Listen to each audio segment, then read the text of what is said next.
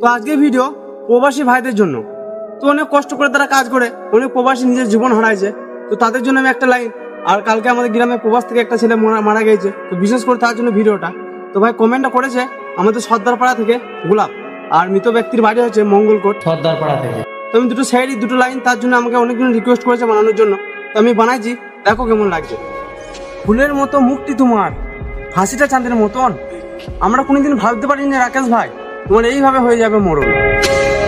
খুব সুন্দর ব্যবহার ছিল তোমার, মধুর ছিল মুখের বোল, আজকেও দেখো ভাই শূন্য হলো এক প্রবাস মায়ের কোল।